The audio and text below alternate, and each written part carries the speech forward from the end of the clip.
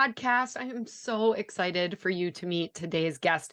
You've got two folks coming at you from Fairfax County Public Schools in Virginia. Delaina McCormack and Jordan Mason are here. Now, can you imagine doing social media in a district of 180,000 students? Fairfax is actually the 11th largest district in the country, and it's crazy that they celebrate them. But you're going to get a sneak peek on what it's like, and whether you're a big school district or a small school district, I can promise you, you are going to get some great ideas. I have known Delaina for many years. She continues to inspire me with the work that she does. She really talks through her planning process, and you're going to get some really helpful tips there. And if you are looking for a safe way to do an Instagram takeover, this was completely new to me. It was the collab feature. So Delaina's going to break down the specifics, and you can jump in there, and then Jordan's going to provide wonderful insight into the difference you can make just by consistently celebrating your schools. Even if you can just reach one or two more people, guess what? You're making progress. So that's awesome. Talk about progress. My book is out, and I just want to give a big shout out. It launched last month in April, and you guys pushed it to number one in so many different categories: certification and development, social media guides, and more. And I just can't thank you enough. I know that it's a busy month, but definitely grab your copy of the book.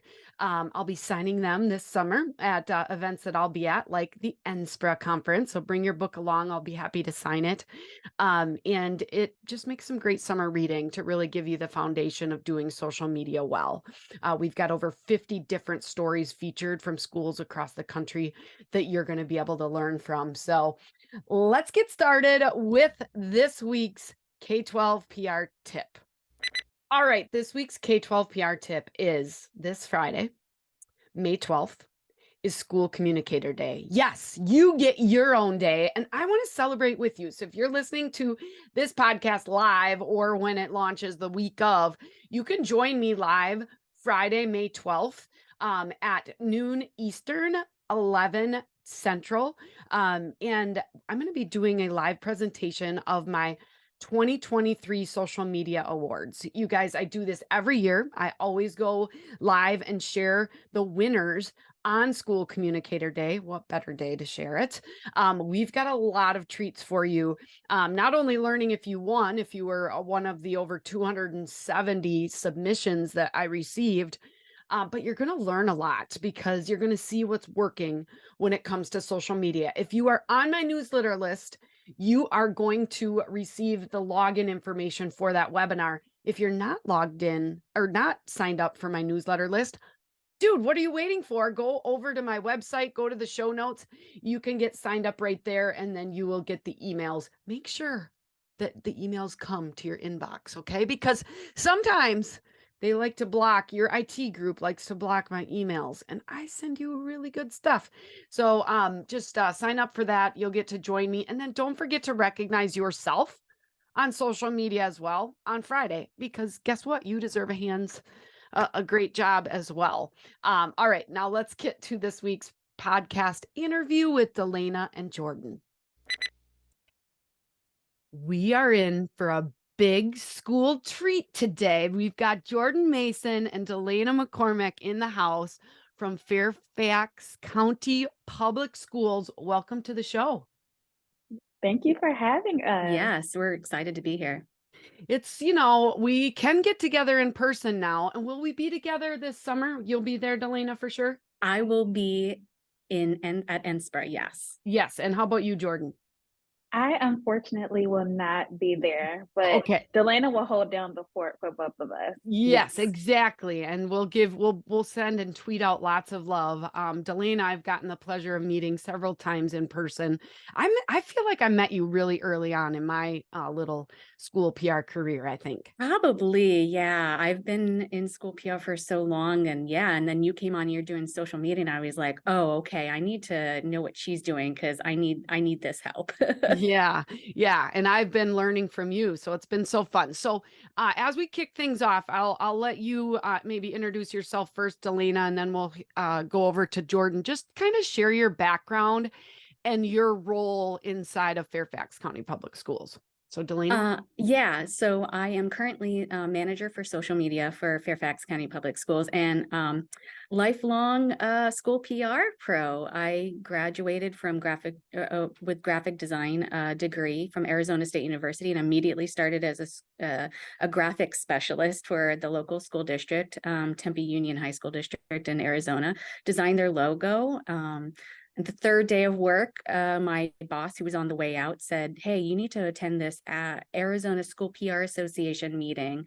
And I was like, "Okay, whatever." And I showed up, and they took me with open arms. And I was introduced to the world of NSPRA and school PR, and I've just loved it and been in it ever since. It's my fourth school district.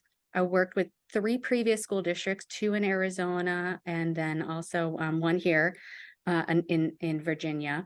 And they've all been really small school districts. Small in comparison to Fairfax County, about 13 to 15,000 students. So, 20 schools. And then saw the opportunity for doing social media specifically for a school district and said, yeah, that's a really big school district. I don't know if I want to do that, but I was like, I can't turn this down because I love social media and school PR so much. So let's do both of those things. And so I've been with Fairfax County for a year and a half now. So Okay, just a year and a half. So, how long have you been in school PR then? How many years now? since 2005. So and then there was like 2 years when I moved across country that I wasn't in it, but I was like so sad about not being in school PR. I had to get myself back into a district. So it's going on 16 years almost. Okay, that is awesome. Lots of experience. And if you're watching us online, you'll be like, how did Delaina start in 2005? Because she looks like maybe she just graduated from college. So that's awesome. Tell us before Jordan introduces herself, just tell us a little bit about Fairfax County Public Schools, like how big, how diverse, all of the things. So we are the 11th largest school district in the nation. Yes, we have 180,000 students, 198 schools and centers. I know it blows your mind, right? And I was so scared. I was like, oh my goodness, I'm never going to work for a school district that large. I can't do it. But there's definitely parallels between a big school district and other school districts of any size. There's lots of things that are exactly the same. We are about, even though we have 180,000 students and their largest percentage is 30% white, that means that, the majority of our students are of a minority of some sort, either Black or Hispanic or Asian. We have a very large Asian population in our county, and a lot of non-English speakers. So we have a huge diverse. We're in the DC metro region. We are the Capital Beltway. So when you think about that, that's where we are. We are in the suburbs of Washington, DC. And so we are like this huge melting pot. So we're very diverse. Sometimes it doesn't look like we're very diverse, but we really are. Yeah. That is awesome. Yeah, I can't wrap my head around 180,000 students. And then you guys all heard that, Delaina's role is manager of social media. And you're like, how does she get that role? And that's like her specific role. Well, it's because it's for a district that big. So And that's there was no position for this until our executive director came in a couple of years ago and decided, hey, we really need not only one person, 2 people. So she created 2 positions for this. Okay. So, she saw the need for this. yeah, that's awesome. Great leaders, great planning. Jordan Mason is in the house as well. Jordan, welcome. Why don't you share a little bit of your background? Okay, I will try to give the Cliff Notes version because I'm very long-winded. I will start when I was in undergrad. As I interned, I was always tasked with social media because it seemed like some burden. And so I did local government I did PR on the collegiate level, as well as a school district, Richmond Public Schools, and I was able to do a lot of great things there in the social media space. And then moving on into my professional career, I worked in the nonprofit space a lot, always with children. And my last position before I came on to Fairfax was for a nonprofit that focuses on providing Title I educators with affordable books and resources. And so I did digital marketing there, and a lot of paid ads there. And then I came to FCPS. And you've been there since August, you were telling Mhm. me. And then what's your title? So I am the social media specialist. Okay. So that you guys specifically wear the social media title. I cannot believe it's been this long. You guys are episode 161. Delaina, I should have had you on a long time ago, but I'm glad we waited because now we got Jordan as well. So this is really good. So how can you guys kind of break down how social media fits in your role, how you divide it amongst yourselves with 198 different schools and centers, whoever wants to go first. I'll just start by saying, like, one is, even though it sounds like, okay, wow, you guys have two full-time people to focus on this. 180,000 students is still a lot. And we are also in under a microscope. We are usually highlighted nationally in national stories about education, both good and bad. So social media is our full-time roles, but there's a lot to it. It's more than just posting content. It's also training people on social media at the schools. It's training other departments on it. It's providing the regulation on it. We are just updating our regulation about social media for the school board. Um, it's responding to crises. It's monitoring for sentiment. It's all of these things. It's responding to comments and private messages, which we do get a lot of. It's all of those things that you don't necessarily think of, or you may not have to deal with. In my previous districts, when I started social media accounts for them in my two previous districts, we did not have the quantity and the volume. So there's that. But then the fun part is the creation of the content and putting out all the great stuff. And that is like the bulk of it. When Jordan came on, she took on the bulk of posting great content and creating a lot of the content, but we are super duper organized. We can't do it without a solid content calendar. We have something I built in Google Sheets that keeps us on track every single day and every single week. We meet every week to talk about, okay, what's going out this week? What are the stories? How is it going out? What platforms? But then we have a larger communication team that we meet with on a weekly basis, and we have videographers, a couple photographers, designers, other people who write stories and are pitching things to the media. And we are really smart about using every little bit of content that each person comes up with. We have to work smarter, not harder, because 180,000 students is a lot. 198 schools, that's a lot. So how can we spread the love and we keep track and be mindful of which schools have we touched on this year, which schools have we not?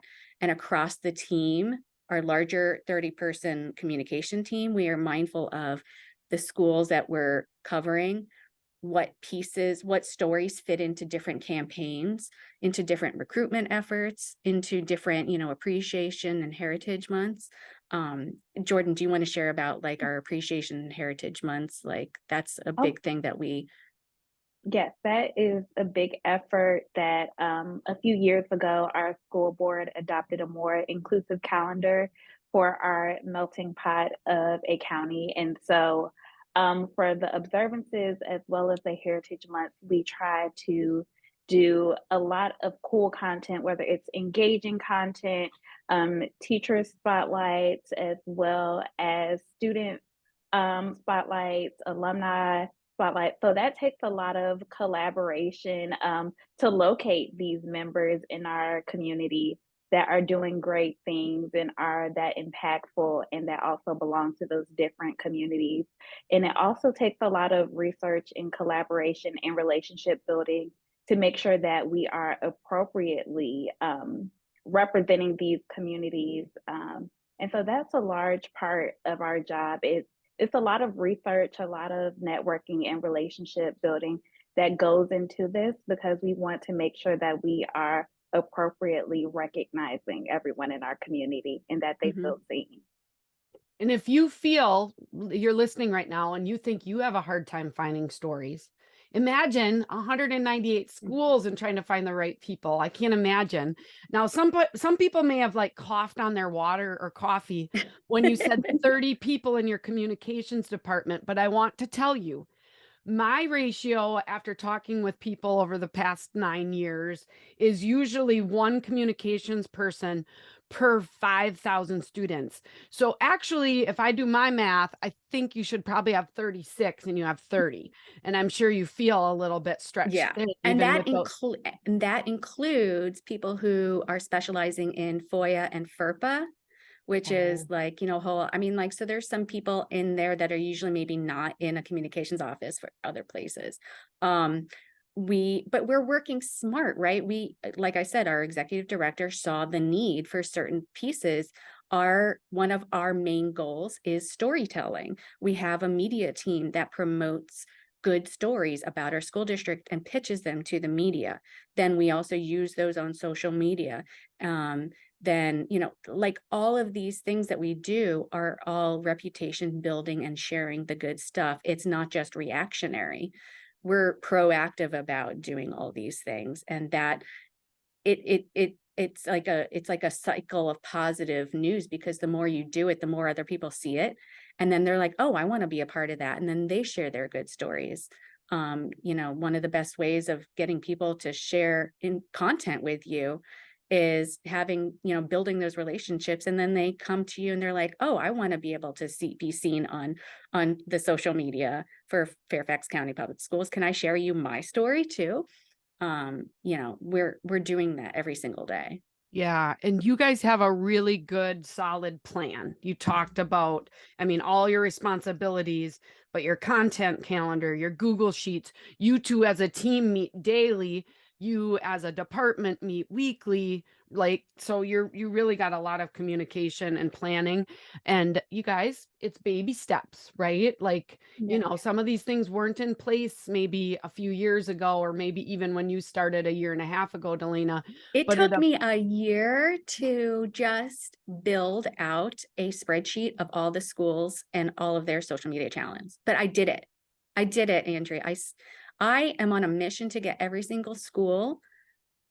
Because my second year here in FCPS my goal was, okay, we have to have a school PR liaison, a school social media liaison program, and training them. So we started that this year, but it required a huge research of every single school, and I'm getting them all into our Facebook business manager. Every awesome. single one of them. I'm doing it because a lot of them are on Twitter. Yeah, you're going to So be an expert on it too, then, Delaina, because people really struggle it's with that. well, I struggle with it every day because Facebook throws you curveballs every single day. Yeah. Oh, So And I also, it's challenging sometimes to shift certain people's mindsets to migrate to Facebook or Instagram and trying yeah. to persuade them to meet them where their audiences are, right. and And not I'm necessarily do on Twitter. yeah, and Jordan, do you see in your school district that the biggest audience is going to be Facebook? I feel like depending on who your audience is, and so that's how you should strategically plan where your content is going to go. If it's more information content, I feel like that should most definitely go on Facebook as well as Twitter. But that fun, engaging content that we all want to show and share, I think that belongs on Facebook and Instagram. Mhm. Yeah. Yeah. That's awesome. So, tell me a little bit about graduation, because it's beginning of May and graduation is coming up. You have 26 high schools. I was So, actually wrong. I realized it's 27. oh Somehow I was gosh. missing one. Okay. So 27 high schools, but you've had a lot of success with actually utilizing seniors Mhm. to help you. So who wants to tell me a little bit about that? Maybe Delaina. I don't think Jordan, you've been through Yeah, graduation season quite yet, but no. So yeah, last year I was like, oh my goodness, how are we going to do this? Because my previous district, we had one high school and it was like easy peasy in comparison. So I thought, hey, I really love to have student takeovers. And now how do I do this? Because I'm not okay with giving the password out just yet. Maybe one day we'll build relationships with students and we'll be able to do that safely. But how can I do a student takeover on graduation day? And I thought, hey, let's do it with like the Instagram collaborator function where they share on an account themselves and then add our district as a collaborator, and then it goes on both accounts. So I was like, okay, let me see who's on Instagram for each of these schools who I can work with, who's trustworthy. A lot of the schools, they have pretty much every high school has a student government account or a student leadership account with a staff sponsor. So I thought that was a really good way to find some responsible students who I see that are doing social media already. And I worked with them. I reached out to the schools and said, hey, here's what I'm looking to do. One school per a region. We have our district is divided into 5 regions. So I'm going to do 5. Okay, one from each region. And then the other schools are going to be represented in other ways, like our photographers might go out to one, or we might feature them in a graduation march on another social media post, or we might feature them in some other way, but we're spreading the love. But for these Instagram takeovers, I called them grad collabs. I reached out to them and I said, here's what I'm looking to do. Find me a student who would be able to post on graduation day, post to the student government account, add us as a collaborator, and basically do a takeover that day. So then I met with a student on Zoom and said, hey, here's what I'd like to do. I showed them examples from Richmond Public Schools because they had done some really great student takeovers. I shared the examples. I said, hey, please share this many posts, around 3 to 5 throughout the day. I made sure that the principal was aware so that, because a lot of schools, they don't like you doing graduation phones at graduation ceremony. So I made sure the principal knew. I talked with the students and had them just give them examples of like, okay, we want to do, share about the excitement of graduation day, like you're getting ready, or, you're about to move your tassel over, or do a selfie with the entire graduation class, or do a reel afterward with your family celebrating, or whatever it is. Like we want to have you as part of this and you sharing your excitement on behalf of your school. And I gave them the hashtags to use, and I set them off. And I also got a great picture of them to use as a promo post for like the night before. Hey, get ready. This person, this grad from this high school is going to be taking over tomorrow. Get ready for it. And those got, a lot of stuff on anytime you highlight your high schoolers on Instagram, they love that. But this was like really great because it was in the moment. It's usually students who already have a ton of friends, and so they're sharing it. And then, of course, it also went out on the student leadership, student government accounts. So then they got to see it. So then that boosted the reach and of all of these posts. So it worked out really great, and we're thinking we're probably going to do that again. We have a student. We do have a student intern resident who is a junior this year, so we're going to maybe get her feedback on what other ideas that she would have or suggest to us for graduation. that's awesome. And Richmond Schools was where you were at before, right, Jordan? Yes, So they have I a was great, there. yeah, they have a great program too. So I love this. I just recently published a Instagram like stories takeover guide, and I did not have this tip in it. But I'll have to go back and add it, Delaina. But I love the collab feature because basically, do you have to accept the collab then in order Yes. for it to show up on your And that's where I felt it. I looked into it because I was very cautious, right? I didn't want something just straight out going because you never know what, not that they would do anything on purpose, but there might be something that might be inappropriate that they might not know about. Somebody in the background doing something, hand signals, you never know, right? And I was just kind of wary about it. So I want to make sure that there's some sort of fail-safe mechanism. And that's where, yes, you do have to approve the collab before it goes on your account. So So I you were, thought that that was a good way to do it. yeah, and you were kind of watching for that then that day? Yes. And I got an alert. Okay, and then were all 5 graduations on different days? Yes, because we wanted them to be legit takeovers. And we do have a schedule, which is like we have like 2 straight weeks of graduations. That's how many high schools we have. So yes, we did have to do kind of a plan. And I was just doing this weekend where I took a look at all the schedules and, kind of phased it out where, okay, different day would be a different high school and let them have the entire day. No other post would go out, like a true takeover. Yeah. Okay, that's really good planning. And did you save any of those type of takeover things in a highlight reel, or is it still on your Instagram page if we would Yeah, scroll I'm pretty down? sure it's in a highlight. Everything that was graduation, I think I put on our hashtag FCPS grad 22, probably. Okay, so I'm going to take a look at that, and then you guys, you're going to have all of FCPS's social accounts in the show notes, so you're going to be able to go take a look. But if it's not too late for your graduation planning, maybe you could look at that collab feature and share. In regards to graduation or anything like that, Jordan, is there anything else you'd want to add, maybe that you had experience with before, or that maybe you brainstormed about doing possibly differently this year? I will say because we are on such a large platform that we always have to strategically think about what we decide to share, whether it's with our students or all of those other things. For graduation, I think that the takeovers are a great start, and we're going to have a lot of great content coming. So you just have to follow us. Yeah, exactly. We want some more followers. I didn't ask this earlier. And Jordan, could you tell me what channels are you and Delaina responsible for actually posting on? Because Delaina talked about trying to get that PR or social media liaison at each school, which is Mhm. important, obviously, when you have a district your size. But what channels are you guys specifically running for the district?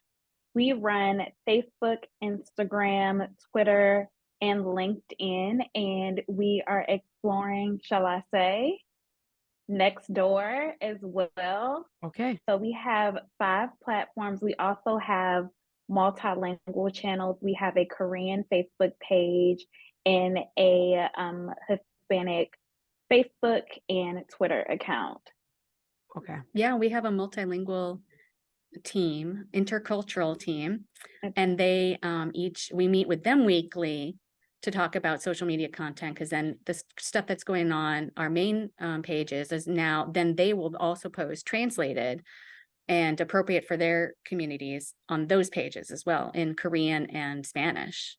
Okay, so tell me how that works. Do they just wait until your stuff posts and then they pull it over to their page, or is there a planning ahead of time so that it posts exactly at the same time? How does that work?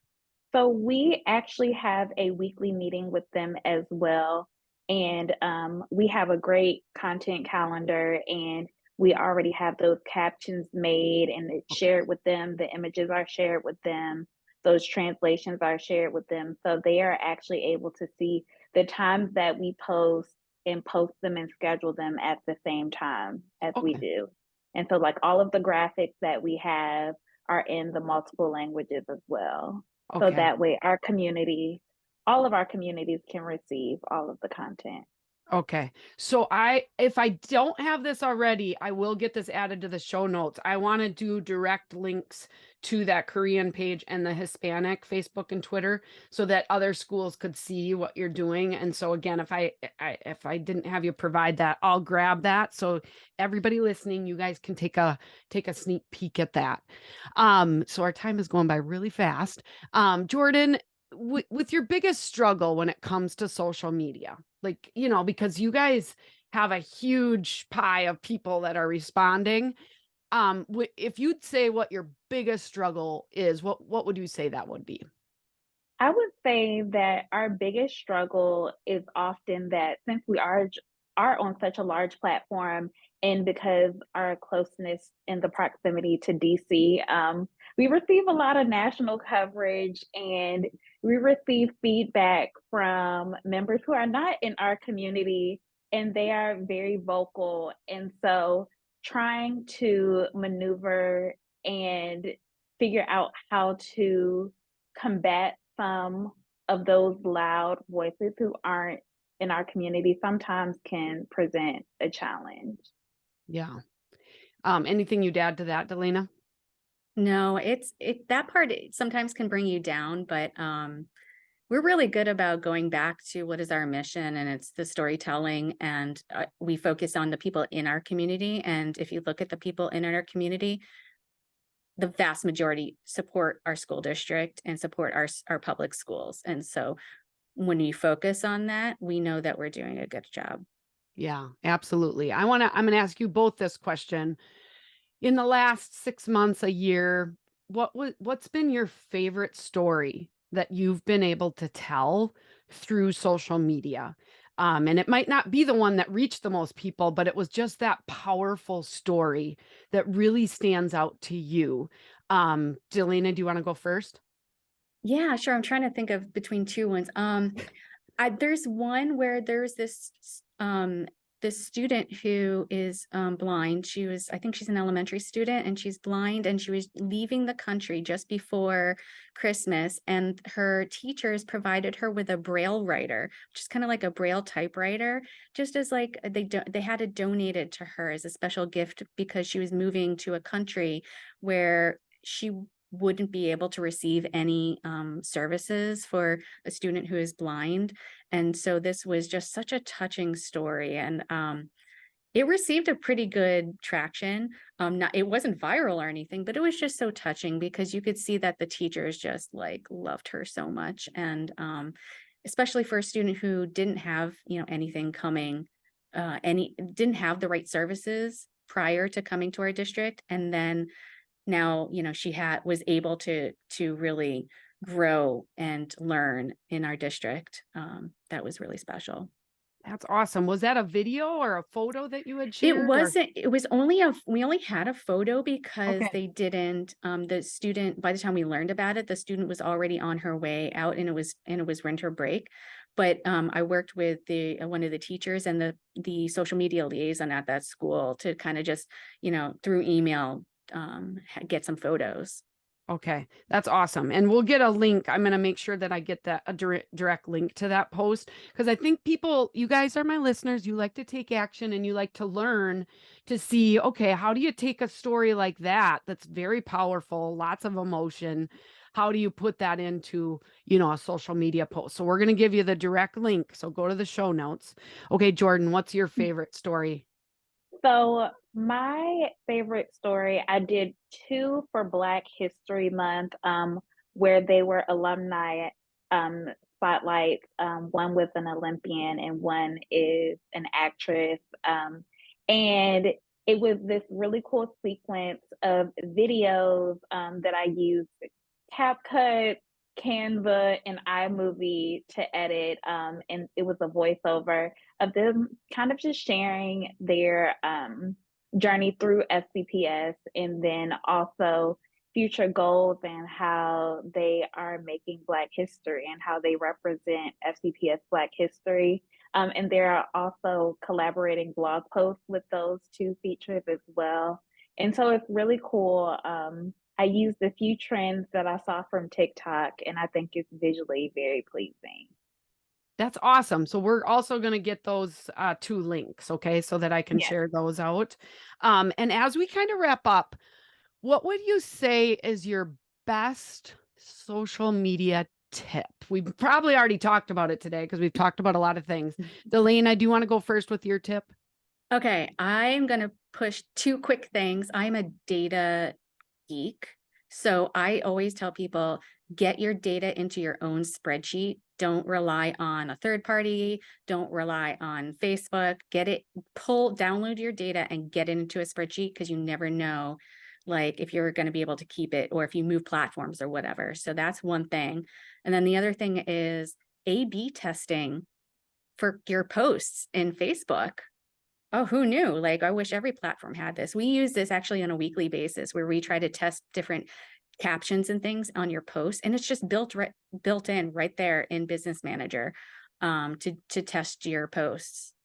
And that's not even through advertising, but that's just a regular post. You can do I mean, A/B advertising testing. does have it, but no, this is just a regular free test your content. You can do test a multiple post or just I like to do two different ones. You can test one image against another, one caption against another, one video against another. We love to do that. And then it just kind of gives us a little bit of insight as to like, and Facebook will like legitimately show half to one and half to another. And so, and then you'll see what works after like 24 hours. That's And such I'll a piggy good tip. Oh, sorry to cut you That's off. okay. I'll just piggyback off of Delaina for the testing.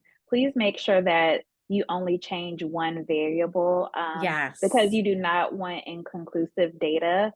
So yes, please only change one variable. Okay, so like change the image or change the caption or change the video. Don't change all three. Correct. So that's really cool. And Delane, I might have to follow up and just figure out exactly how you do that. And that needs to be a K-12 PR tip video that I show people. So we'll get that to you guys. So coming soon. Jordan, what would be your best tip? So I have a sassy tip. My Okay. tip is don't give up. I think that so often we expect for our posts to go viral, and social media does have the option and the possibility to reach numerous people. But even if you only engage with or persuade one or two people, that's still something more than what you had. So don't give up. Continue to post consistently, because you will not see anything change unless you are consistently posting. We do about 3 to 5 posts a day. I understand that smaller divisions may not have the bandwidth to do that, but if you can at least post one post a day and you can schedule content, don't give up and continue to post. I love it. We got a pep talk from somebody other than me. This has been such a great conversation. You ladies make a dynamic team. You're doing powerful storytelling. I want everybody to check out their pages. Now, if they have specific questions and want to get connected with you, what is the best way? Jordan, what would be the best way to stay connected to you? And I'll share it in the show notes. You can connect with me on LinkedIn because I have a common name. I'm kind of hard to find. Um, but if you type in either Jordan Mason, West Virginia University, or Jordan Mason, Virginia State University, I will come up. Okay, awesome. LinkedIn. And how about you, Delana? I've been on Twitter for a really long time, Delaina Nicole. Also Delaina on LinkedIn. I was able to grab that URL a really long time ago. So Awesome. So we'll put those links right in the show notes, you guys. You guys keep up the great work. I can't wait to watch your graduation collabs or however you guys take that over. Instagram is such a great place to engage those students and get that real-time information out.